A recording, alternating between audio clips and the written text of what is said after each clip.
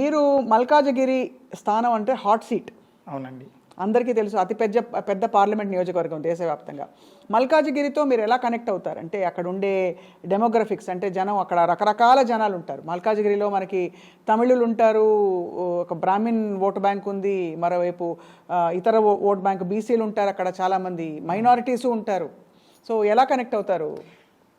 Already మల్కాజ్గిరిలో కూడా నేను ఎన్నోసార్లు మా రాష్ట్ర అధ్యక్షులు బీజేవైఎం రాష్ట్ర అధ్యక్షులు భానుప్రకాష్ గారు ఆ ఏరియాలోనే ఉంటారు. కాబట్టి అన్నగారితో మేము ఎప్పుడు వెళ్ళినా కానీ కూడా అక్కడ కూడా మా కమిటీస్ ఉన్నాయి. ఇప్పుడు మీరు చెప్తున్నారు ఓబీసీ ఉంటారు, మైనారిటీస్ ఉంటారు, మళ్ళీ ఎస్సీలు ఉంటారు అని చెప్పేసి. సో ఇలాంటి సమయము రానే వస్తుందని చెప్పేసి మా కేంద్ర ప్రభుత్వం నుంచి కింది స్థాయి డివిజన్ మండల కమిటీలు, డివిజన్ కమిటీల వరకు మేము చేసే వర్క్ ఏంది అని అంటే, జిల్లాకు కానీ స్టేట్కి కానీ ఇవన్నీ మోర్చాస్ వేసుకుంటాం.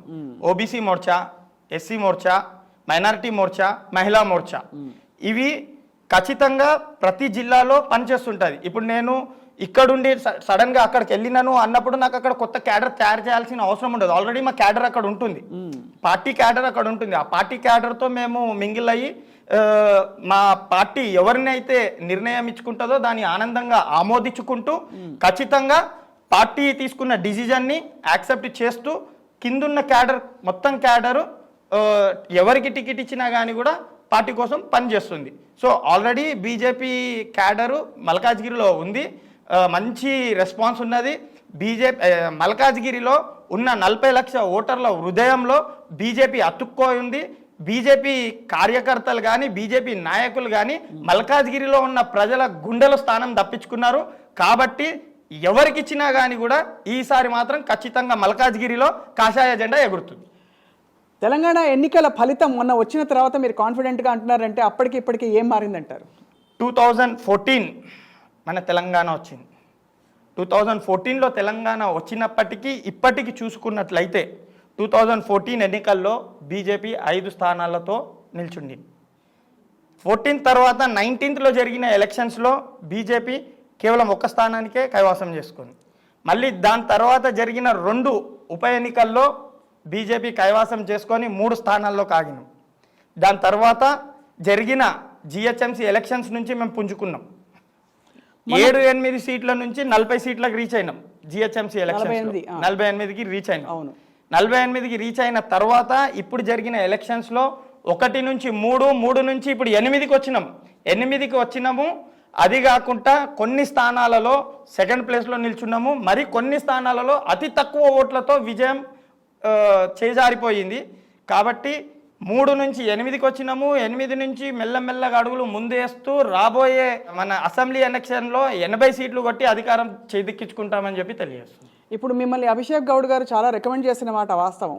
కానీ మీ నిర్ణయం విషయంలో మీ పార్టీలోనే చాలా బడా నాయకులు ఈ హాట్ సీట్పై కన్నేసి ఉండొచ్చు కదా. అవును, ఇంత పెద్ద నియోజకవర్గం వదులుకోకుండా ఇప్పటి నుంచి, అంటే పెద్ద సీనియర్ నాయకులు వాళ్ళకి మీరు ఒక యువకుడిగా పోటీ ఇచ్చి మీరు ఇది దక్కించుకుంటారని, లేకపోతే మీకు ఇవ్వాలని చెప్పి మీరు ఎలా చెప్తారు రామ్ యాదవ్ గారు? అంటే మీకు ఆ కాన్ఫిడెన్స్ ఏంటని? ఇప్పుడు పార్టీలో చూసుకున్నట్లయితే టికెట్ అడిగే అర్హత అందరికీ ఉంది. అవును, ఎవరన్నా అడగొచ్చు టికెట్.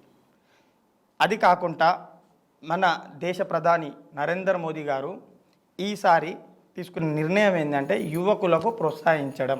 ఖచ్చితంగా ఈసారి యువకులకు ప్రోత్సహించి ఎక్కువ టికెట్లు కేటాయిస్తామని చెప్పేసి నరేంద్ర మోదీ గారు నిర్ణయించుకున్నారు.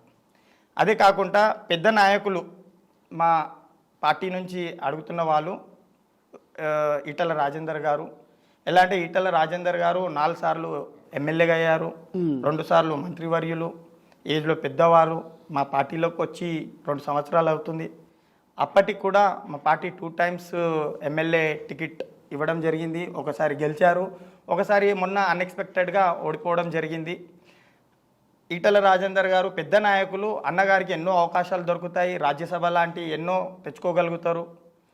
ఈసారి మాలాంటి యువకులకు ఇస్తే నెక్స్ట్ జనరేషన్లో ఉన్న వాళ్ళకి కాన్ఫిడెన్స్ పెరుగుతుంది, కొత్త వాళ్ళకి అవకాశం ఇస్తుంది. పనిచేసే వాళ్ళకి ఆల్రెడీ బీజేపీకి ఒక పేరుంది. కింది స్థాయి కార్యకర్త అయినా కూడా అతనిలో పొటెన్షియల్ ఉంటే ఖచ్చితంగా ఛాయ్ అమ్మేవారు ఎలా అయితే ప్రధానమంత్రి అయ్యారో పాలు అమ్మేవాడు పార్లమెంట్ కూడా వెళ్తాడు అని చెప్పేసి నేను కూడా ఎగ్జాంపుల్గా అవుతానన్న నమ్మకం నాకుంది. చాలా కాన్ఫిడెంట్, మంచిగా చెప్పారు అన్నమాట. అంటే సో అయితే మరి మీ కుటుంబ సభ్యులు ఎంతవరకు ప్రోత్సహిస్తున్నారు మీ రాజకీయ జీవితాన్ని? కుటుంబం గురించి చెప్పండి. మా ఫ్యామిలీ మేము సాదాసీదా నార్మల్ రైతు కుటుంబం కదా మీది? రైతు కుటుంబం అని కాదు, కానీ నేను చేసే బిజినెస్ రైతుకు సంబంధించింది. పాల బిజినెస్ నాది, డైరీ ప్రోడక్ట్స్ది. రైతు దగ్గర నుంచి రైతు దగ్గర నుంచి తెచ్చుకుంటాను, మళ్ళీ సరఫరా చేస్తుంటాను. మా ఫ్యామిలీ వచ్చేసి మా ఫాదర్ గారు హోటల్ బిజినెస్ చేసేవాళ్ళు, చిన్న హోటల్, నార్మల్ ఛాయ్. అంటే నేను కూడా ఛాయ్ అమ్మేవాడిని. అంటే నరేంద్ర మోదీ గారి లాగా ఛాయ్ అమ్మి నేను కూడా పైకి వెళ్తానని కాదు. మా బిజినెస్ టీ స్టాల్ ఉండేది, అందులో అంటే ఆల్ టైప్స్ ఆఫ్ ఫుడ్ అమ్మేవాళ్ళము. ప్రజెంట్గా ఫాదర్ ఇప్పుడు రిటైర్ ఏజ్లో ఉన్నారు, సో ఆ కెఫే కూడా క్లోజ్ చేసేయడం జరిగింది.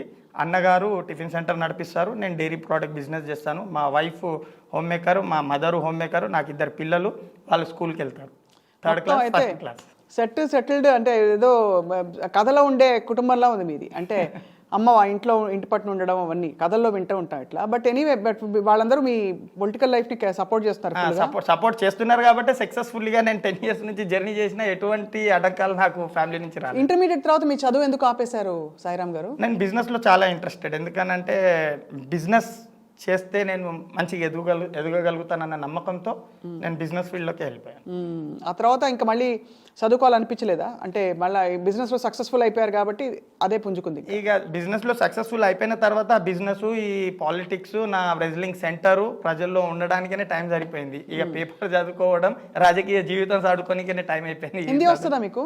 వస్తుందండి హిందీ కూడా. అంటే ఇక్కడే పుట్టి పెరిగారు కాబట్టి హిందీ పక్కాగా వస్తూ ఉండొచ్చు మీకు. అంటే రేపు మీరు ఒకవేళ మీకు అవకాశం వచ్చి మీరు గెలిచి పార్లమెంట్లోకి వెళ్తే మీరు మాట్లాడగలరు హిందీలో స్పష్టంగా మాట్లాడగలరు. స్పష్టంగా. And you speak English also? Yeah, but not complete 100% fluency, but I can speak and manage.